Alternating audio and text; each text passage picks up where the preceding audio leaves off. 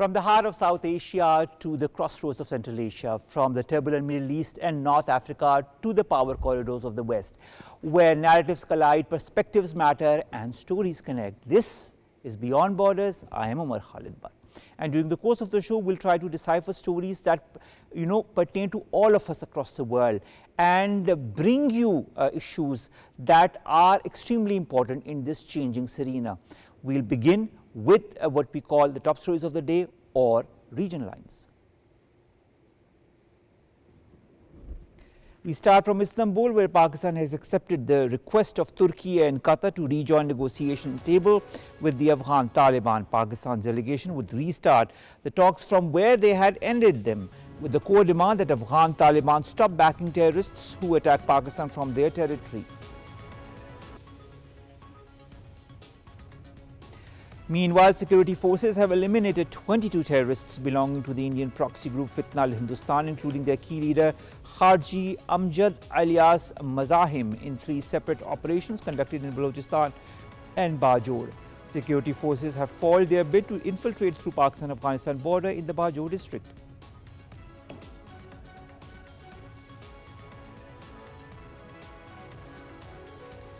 In India, Prime Minister Narendra Modi's government systematically targets Muslim culture, history and heritage by promoting sectarian politics and transforming India into a Hindu nation. Critics have observed that the Modi-led Bharatiya Janata Party is actively promoting divisive policies aimed at erasing Muslim identity.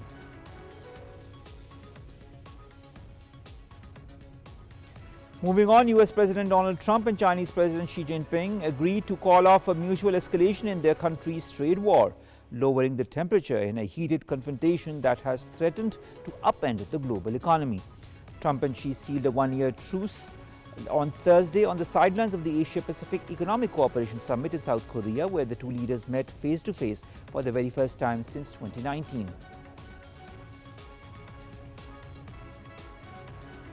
Also, US President Donald Trump says he has ordered the Department of Defense to immediately resume nuclear weapons testing on an equal basis with other nuclear-armed powers. The move follows Russian President Vladimir Putin's announcement of a successful test of a nuclear-powered underwater drone.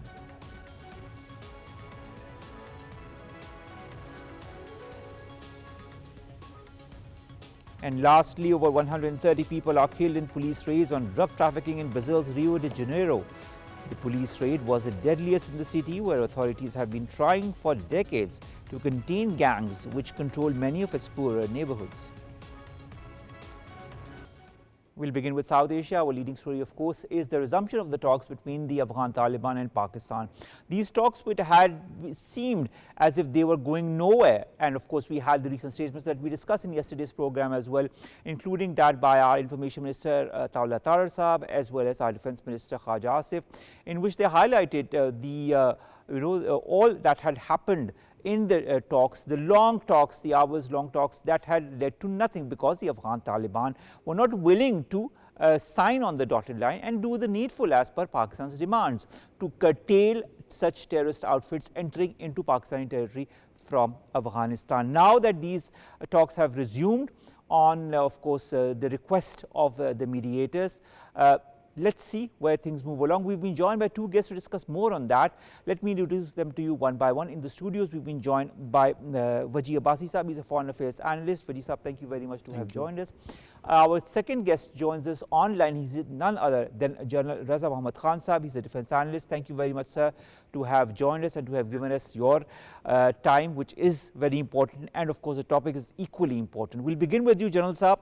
Now that the talks between the Afghan Taliban and Pakistan are resuming or have resumed as we speak, is there going to be some kind of reconsideration of the Afghan stance as far as Pakistan's demand regarding terrorism is concerned? Will there be any flexibility from the Afghan Taliban side? Bismillah ar-Rahman ar-Rahim. I think we'll have to wait and see how this round of dialogue develops further. But whatever we have seen, in the previous session, due to which the talks failed or stalled, a number of deductions could be drawn some positive, some negative. The first one is that the Afghan Taliban offered that they could bring the TTP leadership there to Turkey to have a dialogue with the Pakistani side, which was rightly rejected by Pakistan because it doesn't, negotiate with terrorists. This now goes to prove that they are there, and their denial mode is based on lies. Their leadership is housed inside Afghanistan.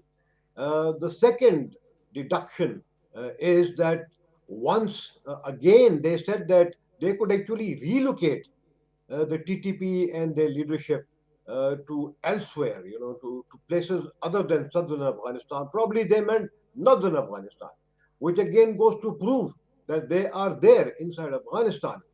And finally, they have also, as it appeared, in the media, that probably, they also suggested or will suggest that they might, extradite these people. Where would they extradite them? It is not clear.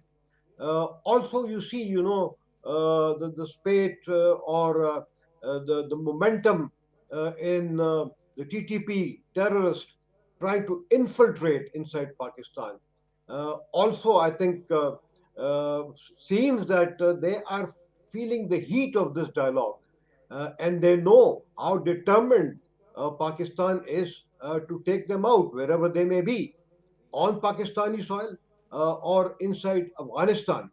So we'll have to wait and see, and we hope that the present, leadership, which is in dialogue with Pakistan, understands that unless there is a verifiable mechanism of Taliban's actions against TTP, BLA, and others, peace is not going to prevail either in Afghanistan or in Pakistan, which is not going to be serving the people of Afghanistan or Pakistan, more so the people of Afghanistan.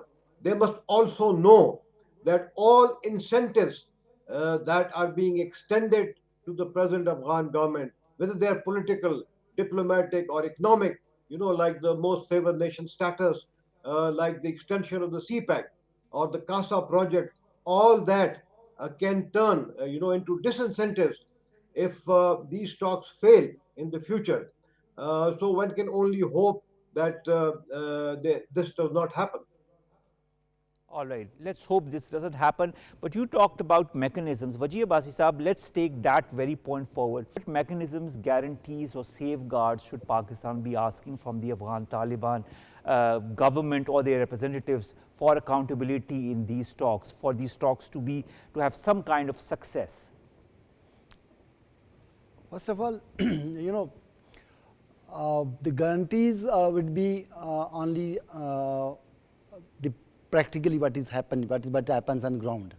Because for last 4 years, Pakistan has been seeking guarantees from Kabul, and Kabul has been giving guarantees to Pakistan that these people, that Afghan territory will not be used against Pakistan. But that those were just words and they had no meanings, and the activities of TTP through by use of Afghan soil continued. And in fact, the recruitment was being done inside Afghanistan, and most of the attacks this year you saw, they were conducted by the Afghan nationals, not by the Pakistani nationals. So those guarantees by the Kabul government will have little significance. The guarantees Pakistan should seek should be from the grantors of Taliban. All right. Like Qatar, like if Turkey is going to give some sort of guarantees, those are some things that they will behave in the future, and that whatever is agreed between Pakistan and the Kabul regime will be implemented in letter and spirit and with honesty. All right. Let's see, let's hope that it happens in letter and spirit and with full honesty. I think honesty is also a very key word that you pointed towards, and this honesty is also extremely important under the present prevailing circumstances. Muhammad Umar, security expert, joins us all the way from the US. Umar, pleasure to have you on board after a long hiatus, but nevertheless, as they say, better late than never. Umar, I'd like to quickly go through the whole gamut of these talks, and we all know what happened in the last 2 rounds of the talks, 3 rounds of the talks, and now those talks are all but finished, but the mediators intervene, and because of the mediators, now the talks are again going to resume. How important is going to be the role of these very mediators that have pushed for these talks to resume? Thanks, Umar. The mediators give Kabul diplomatic cover and they give Pakistan credibility. But mediation only works if both sides show political will. Mediators can facilitate, but they can't really enforce anything. So we have to be very cautious going into these, knowing that this could fall apart again, and we need to have clear action on what we plan to do next. Clear action as to what we need to or plan to do next. General Raza Muhammad Khan Sahab, Pakistan has repeatedly emphasized that the Afghan territory should not be used against Pakistan, should not harbor the terrorist elements. Despite all of that, the whole thing continues. There has been, there talk of Pakistan asking in written guarantee from the Afghan Taliban side that they agree to curtailing the activities of such terrorist elements. But to date, as we speak, this hasn't happened. What will it take for the Afghan Taliban to sign on the dotted line?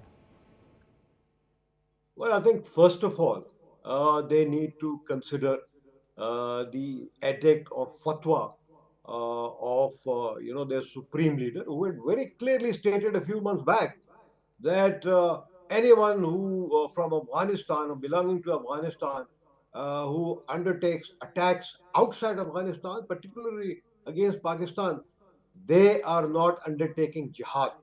So I think the present, many elements in the present Afghan government who are really the proxies of India must clearly understand that they are violating, they're refusing the fatwa of their supreme leader.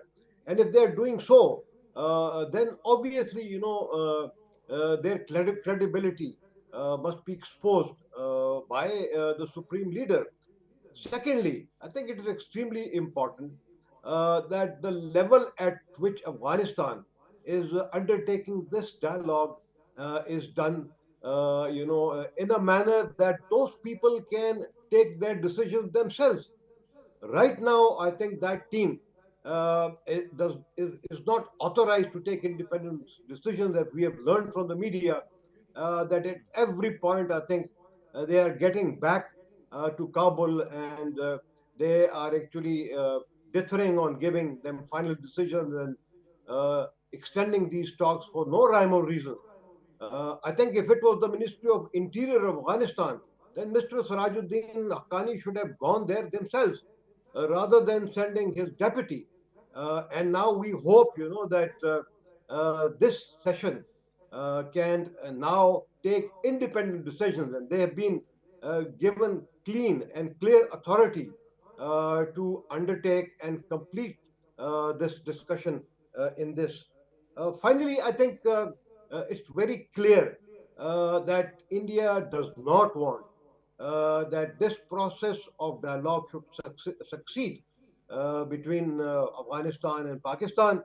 And it is evident from the very latest statement being given by the Ministry of Foreign Affairs, and also by some Afghan leaders that was alluded to by the defense minister.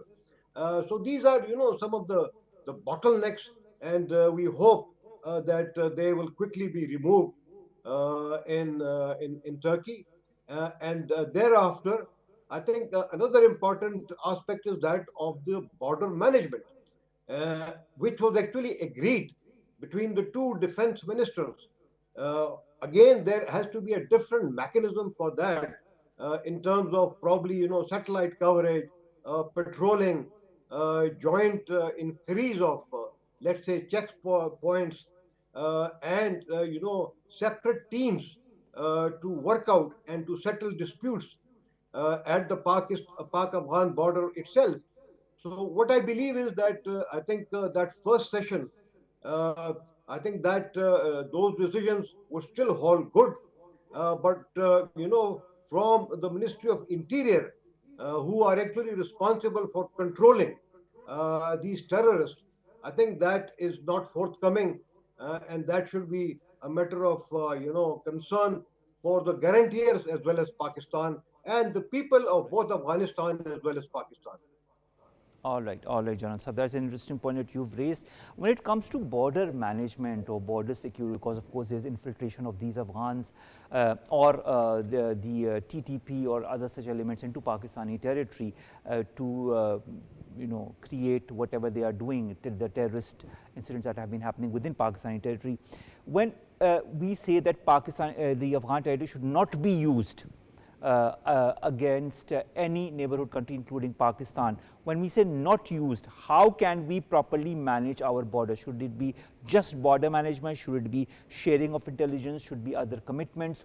Because when you look at things, there's a deep mistrust between the Afghan Taliban and Pakistan, or vice versa, because of course of what has been happening in the last 2 years. How can this mistrust be lifted? What mechanisms should be imposed or implemented in order for that to happen? Frankly speaking, I personally don't think that, we have been underestimating, and we have been sort of been too kind to the Afghanistan all the time. We consider them our brothers. We consider them Muslim. We promote that Muslim brotherhood with them, and we have been doing all the things to safeguard them, to promote them, to help them, and in whatever way we can during these wars since 1980 and before that. But as far as Afghanistan is concerned, it has been having internal, or at the heart of it, some animosity against Pakistan from the day one. And even today, during these talks, when you see the social media, they have been somebody, their Afghan, one minister was also quoted as saying that this is an imaginary lion and that sort of things. So the problem is that they don't want to help us to safeguard the border, and there is some sort of historical mischief in Kabul, and that was persistent during Zahir Shah's government, during Dawood's government, and then the communist governments, and the Taliban and the Mujahideen governments also have been promoting those ideas. Now, we should be very, one thing is that we have to make it clear, and we have to be very frank in asserting that, Ahmad Shah Abdali ruled this part of world for just 23 years. For other thousands of years, Kabul has been sort of ruled from Lahore or Delhi. It was part of the Indian subcontinent, not vice versa. And this state was created later on. It was the Duranis, and then all the borders were drawn by the British, not just the Durand line. So that has to be made very clear. And if there is any thought of that sort of thing, they are very they are very sort of cunningly they are trying to use Pakistan's internal sort of linguistic deviance to create the division in Pakistan, and they have been using it. So we have to be cautious, and we have to. They will not manage the border.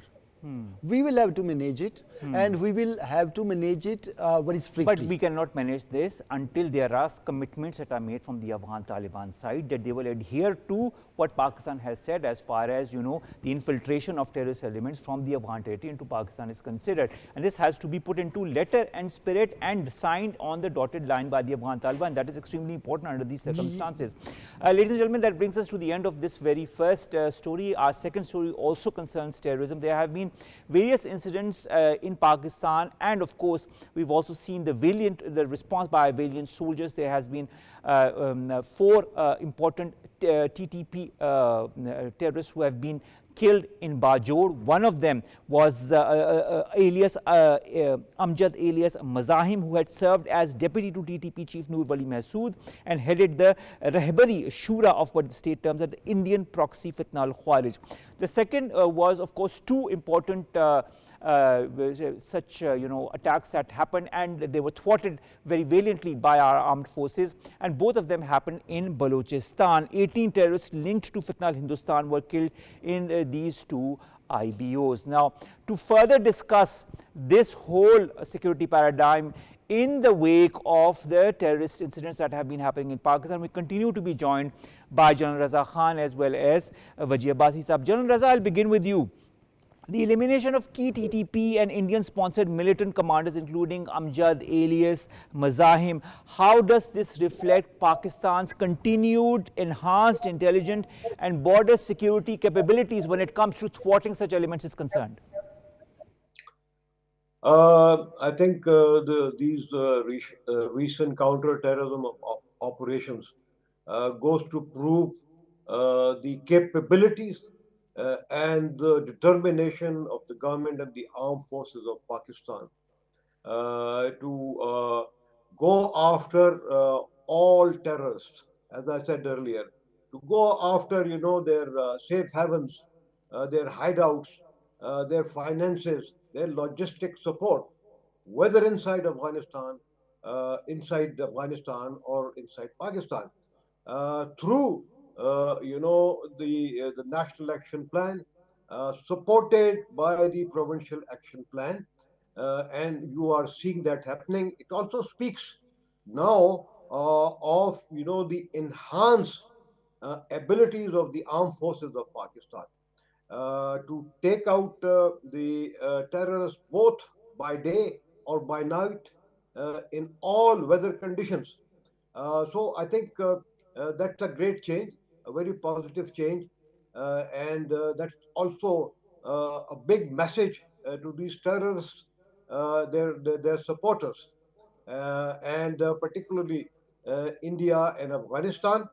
And I hope this will act as a deterrent to prevent all these infiltrators who are now to come in and probably, they, as I said earlier, they now know that it is quite possible that if the TTP or the Afghan Taliban do not either extradite them or hand them over to us or put them in jails, then Pakistan is determined, to take them out wherever they may be.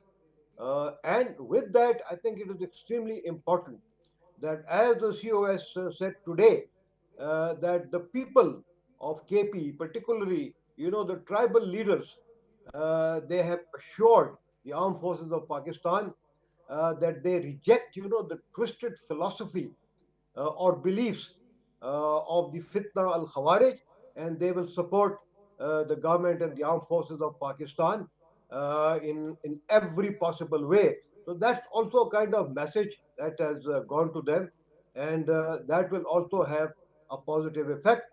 When it comes now to the provincial action plans, again, I am sure, that both the frontline provinces, which is KP and Balochistan, would also improve the capacity, training, and the weapons and equipment of their counter-terrorism department, so that both the federation as well as the provinces can act hand in glove, and only then these challenges to our national security could be overcome. All right. Speaking of mechanisms, speaking of facilitators, Umar, my next question concerns you. Whether it be in Balochistan, whether it be in Khyber Pakhtunkhwa, the Indian backing of the Fitna, al-Kharij of Fitna al-Hindustan is more than apparent. Has the world understood how pertinent this backing of India for destabilizing Pakistan to introduce more and more terror outfits in Pakistan is concerned? Absolutely. India's sponsorship has been understood internationally. Pakistan has done an excellent job of combining evidence based diplomacy with public narrative. And as we continue to share, as Pakistan continues to share these dossiers with allies in multilateral forums, linking Indian proxies to specific terror incidents, we're continuing to expose India's sponsorship internationally. All right. Well, of course, that's extremely important under the current state of affairs. But the fact is also that these operations are very important from our armed forces in Pakistan, and because of these operations, we can, of course, heave a sigh of relief and, of course, be reassured that Pakistan is in safe hands. Wajih Abbasi Saab, the government's renewed focus on eliminating terrorism in all its forms and manifestations has been said time and again through the ISPR in its statements. How do these recent operations reinforce Pakistan's broader counter-terrorism doctrine under the National Action Plan? The things have been clearing up for last couple of years. And the stance of the government and the armed forces and the media has become very clear that terrorism in all its forms and extremism in all its forms are dangerous to the country, and they have to be fought back. As the National Action Plan as envisaged, and it was the National Action Plan was against both terrorism and extremism. And as long as you don't have extremism in the country, terrorism will flourish. So both have to be countered, and there has been recent different actions have been taken against both of them. Right. Coming specifically to the extremists, to the terrorists in Balochistan and Khyber Pakhtunkhwa, from the what is penetrating from Afghan borders through the Indian cooperation or Indian influence. That has been fought back, and we have to take all the resources, and especially the ground intelligence and the air intelligence and that sort of thing, where we can be proactive. And we have been proactive, Wajih Abbasi. We have been extremely proactive, and it is thanks to these counterterrorism operations by our forces that we are where we are, and we have been able to counter all these offences, these terrorist incidents very effectively. And the example is just these two recent incidents that have happened in Khyber Pakhtunkhwa, in Bajor, and in Balochistan. Let's now go to our next story that also concerns South Asia, and that concerns Narendra Modi's anti-Muslim politics. Nothing new there. The whole arena is being set in India to completely eliminate anything that pertains to Islam, to Muslims, whether it be their culture, whether it be their heritage, whether it be their identity. And there are so many examples that continue to crop up every passing day or every passing month that continue to reinforce that Hindutva stance that the BJP is propagating. General Raza Khan Saab, I'd like to understand, how does this systematic targeting of Muslim heritage, whether it be demolishing the mosques, whether it be renaming the cities, reflect a deeper ideological attempt to rewrite India's pluralistic history? The Muslim history of ruling India, it was for exactly 1,146 years. And if they're trying, now to obliterate that history altogether, I think they will fail for a number of reasons. First, that the Muslims in India are 230 million people. They are actually the third largest Muslim minority population in India. By 20 I think 50. Yes, 2050, according to the UN estimates, they are going to be one of the largest, in the world. If the Indian population, present population is now 1.4 billion, so actually they constitute over 16% of the Indian population, not 14%, which is presently being shown in the Indian statistics. And it is very unfortunate that the share of Muslims in, let's say, civil services, in the armed forces, in government jobs, according to Indian statistics, is less than 3%. Their share, in national and provincial politics is less than 1%. So it is pushing, the Muslims to the corner. It is pushing them, to eventually demand probably for a second partition of India for Muslims themselves. And is that and this attitude of the present BJP government, for the sake of perpetuation of their rules, is going to hurt India itself. It is going to hurt their national security, because it's not going to be liked by the Indian Muslims. Beyond that, I think it would be a matter of grave concern for all the OIC countries, particularly for the 15 Muslim countries of Asia, and I would say even for the 2.4 billion Muslims of the world. So I think it whatever the Indian government is doing would be counterproductive eventually in the long run, for themselves as well as for India. I just wish they understood and they understand sooner or later, before their whole country implodes with all the movements that are going on and the way they are pushing people into one corner. Thank you very much, General Raza Muhammad Khan Sahab, to have joined us, to have discussed so many important issues that pertain to this very region. Let's now take you to the West.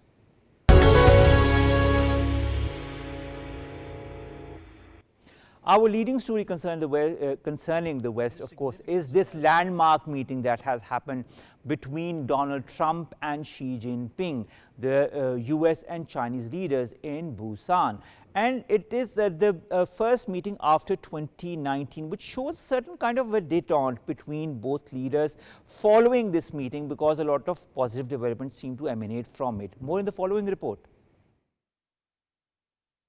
In a significant step toward easing years of economic friction between the world's two largest economies, U.S. President Donald Trump and Chinese President Xi Jinping have struck a one-year truce in their country's trade war, offering a rare moment of calm after months of escalating tensions. The deal was reached on Thursday on the sidelines of the Asia-Pacific Economic Cooperation Summit in South Korea. Well, thank you very much. It's a great honor to be with a friend of mine, really for a long time now, if you think about it. The very, very distinguished and respected President of China, and we will be having some discussions. I think we've already agreed to a lot of things, and we'll agree to some more right now. But President Xi is a great leader of a great country, and I think we're going to have a fantastic relationship for a long period of time, and it's an honor to have you with us. Thank you very much.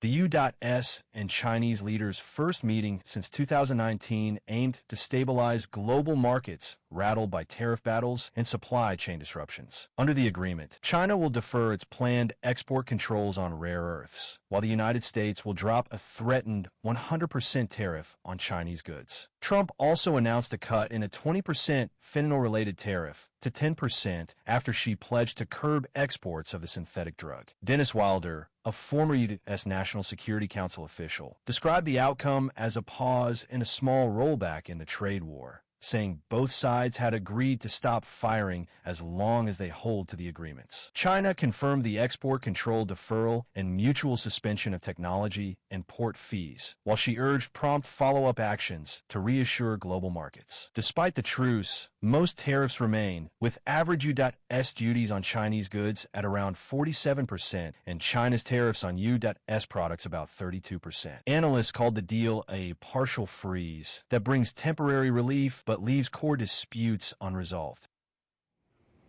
To discuss this in detail, we've been joined by Beijing by a CGTN correspondent, Tianyuan, as well as, of course, Muhammad Umar, who continues to join us from the US. We wanted to have both sides of the story, so that's how we're going to play it. Tianyuan, thank you very much to have joined us. How does Beijing view Donald Trump's decision to reduce US tariffs on Chinese goods as a step towards stabilizing trade relations between both the countries? And does China consider this statement as a mutual win for both economies, or is it just a reflection of US domestic priorities? Thank you for having me today. China's Ministry of Commerce has confirmed that both sides reached a new consensus on trade during the latest round of consultation held in Kuala Lumpur. That just came after the two presidents' meeting in Busan today. And the ministry reviews this tariff adjustment as a positive step, saying it looks forward to working with the U.S. to ensure effective implementation of the outcomes and injecting greater stability and certainty into U.S. economic and trade cooperation, as well as the global economy. Now, despite Donald Trump's enthusiasm, as we also showed our audience in the report, the global markets have shown some kind of a lukewarm response to it all. How does China interpret this lukewarm response in your point of view, and does it see it as a sign of the international community that expects more predictability from both the powers? I mean, the cautious market response is quite understandable, in my opinion, because markets always look for a concrete follow through, not just words and statements. And even my cameraman asked me why his stocks weren't rising today, and that's exactly why President Xi has urged both sides to move quickly and translate consensus into tangible results. That said, on Chinese social media, on the other hand, the China-US leaders Busan meeting was on the top trending hashtag on Weibo today. For your information, that's Chinese equivalent of X. The third most trending topic was the news that Washington will remove the extra 10% tariffs on Chinese goods and keep the suspension of the 24% retaliatory tariffs in place for another year. So while the markets may be a little bit cautious, but many here in China saw the Busan meeting as a positive signal and are looking forward to more concrete action soon. All right, Umar, coming to you. I mean, I'm going to mix another thing with this. On the one hand, we have Donald Trump extremely enthusiastic about this meeting, and also after the meeting, he has only positive things to say about the Chinese leadership. But just before the meeting, he orders the resumption of US nuclear weapons testing. How do you view that from a global perspective? So, Umar, it definitely sends a mixed signal. On one hand, the Chinese government sees Trump extending his hand through trade. On the other, he's flexing military muscle. It's not directly in response to China. It's, as you mentioned earlier in your report, it's related to tests that Russia confirmed earlier this year of their intercontinental ballistic missile, a cruise missile that is nuclear capable, as well as an underwater drone that is nuclear capable. So, but it did have an impact. China obviously interprets that as strategic pressure, just as any other superpower that is seeing this unfold. And it's a reminder that Washington's outreach still comes from a position of dominance. As Pakistan, as a smaller nuclear-powered country, we understand this, and that's why we have always had a stance of ensuring survivability and responding to any threat to deter any threat from a global power like the U.S. All right, I understand. Coming back to, of course, our Chinese guest, Tianyuan, I'd like to understand the meeting between Donald Trump and Xi Jinping avoided sensitive issues, for example, like high-tech export controls. From China's standpoint, in your point of view, does focusing on trade and cooperation represent a pragmatic reset in US-China engagement, or is it just a temporary truce before deeper strategic issues could resurface or would resurface? That's a good question. So today, President Trump called China a great country and President Xi a well-respected great leader. And he said that the two countries have always had a fantastic relationship and that it will be even better.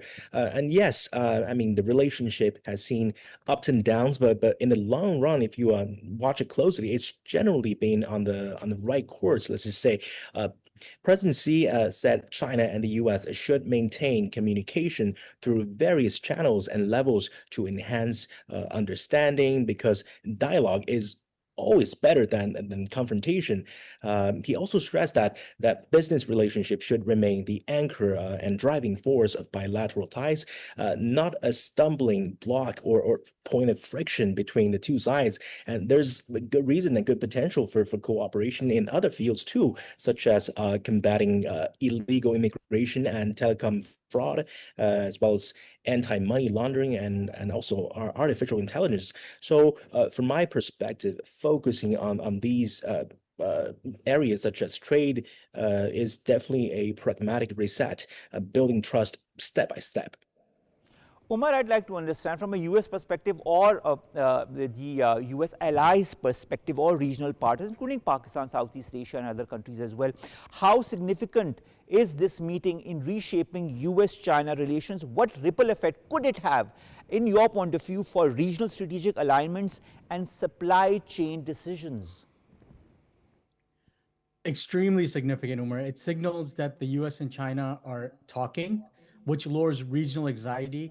And for countries like Pakistan, it opens room to rebalance relations and diversify supply chains without being forced to choose sides. When the tariff war, when the tariff back and forth rhetoric had started and had then translated into actual tariffs that were put in place, it put countries like Pakistan and other countries in the region under a lot of pressure. We didn't know whether we were going to be forced to choose sides, if there's going to be retaliatory tariffs against us because of which country we sided with. So this is extremely significant. And like I said, it opens room to rebalance relations. And it's a great to see the reestablishment of leader communication between Beijing and Washington, D.C. Thank you very much, Umar, to have joined us all the way from the US. It's very important to have a perspective from the US side as well, and you represent that because you understand and you are in close liaison with all the important quarters. So thank you very much, Umar. Till next time, as we say. Coming to you, Tianyuan Swan, my next question has two parts. I'll begin with the first part. President Trump announced plans to visit China in April of next year, and that is going to be followed by a reciprocal visit by President Xi Jinping to the US of A. What are China's expectations from these upcoming engagements? How does Beijing envision sustaining dialogue amid competition and the ideological differences that exist with Washington? Okay, let's answer the question separately. For the first question, I think, well, it's true that China and the US don't always see eye to eye. Given that different national conditions, it's quite natural for the world's two largest economies to have frictions every now and then. But as President Xi said, dialogue is better than confrontation. At the Busan meeting, the two leaders actually agreed to strengthen cooperation in trade, energy, and cultural exchanges that includes people-to-people exchange and to maintain regular communication at all levels. So next year, China will host APEC while the US will chair the G20 summit. Both are opportunities for the two sides to support each other and boost global growth. I think President said he's ready to work with President Trump to lay a solid foundation for the relationship and create a favorable environment for both nations' development. So he compared the relationship to a giant ship and said that in the face of winds and waves, both sides should stay in the right course and ensure steady sailing forward. And on the second question, I think, what was the second question again? All right, the second part of the question concerns the Busan meeting. Do you feel this is going to be the first step towards rebuilding regular level dialogue between the US and China, or will lingering issues like, for example, the issue of technology, security competition, derail the momentum once again? I think the Busan meeting really can be viewed as the first step toward a more stable period in terms of bilateral relations. I mean, from the tone from both sides, that was clearly forward-looking. President Xi said China and the U.S. should be partners and friends. That's both a lesson from history and a necessity of reality. That's what he said. Of course, deep differences, as I said earlier, and especially over technology, security, they won't just vanish overnight. But the least we can do, the two can focus on shared interests such as trade, energy, and people-to-people exchanges, so they can manage their differences through communication, not confrontation. And sustaining that moment will depend on steady follow-up, a mutual respect, and also concrete pragmatic cooperation. So in that coming month and even years ahead, so let's keep our fingers crossed for some better results yet to come. Thank you. Of course, we'll be looking forward to those better results. Thank you very much, Tianyuan Swan, to have joined us all the way from Beijing. And of course, that was CGTN correspondent Tianyuan Swan giving us the Chinese perspective of this very important meeting between Xi Jinping and Donald Trump. Now, let's take you to the last two stories very, very quickly. The first concerns Donald Trump. Again, a question that I asked Umar. He has ordered resumption of nuclear weapons test and has instructed the Department of Defense to immediately resume testing these nuclear weapons, which is marking a major shift in U.S. defense and arms control policy. Of course, this happened just around his meeting with Xi Jinping.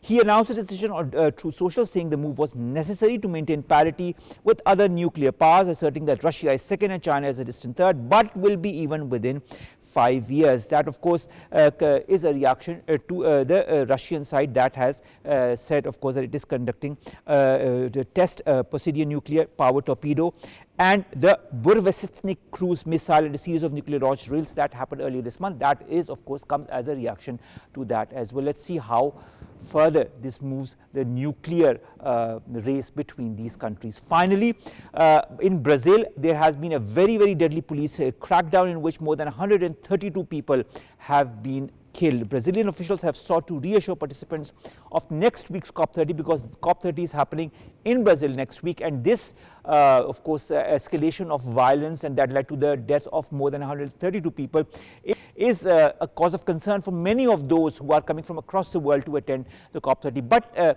the Brazilian administration has reassured everybody that things are moving in the right direction. Nevertheless, this is a very deadly police crackdown that happened in Rio de Janeiro, so we wanted to, of course, apprise you of that as well. With that, we come to an end today's Beyond Borders. It has been an exciting journey today, as it has been this week as well, and we can continue in the weeks to come as well to bring you stories that do not restrict themselves to borders or boundaries and pertain to issues that concern the entire world, Pakistan included, and looking for solutions, looking for different angles in all of those stories for you to get better informed in that context. Allah Hafiz, and see you inshallah next week.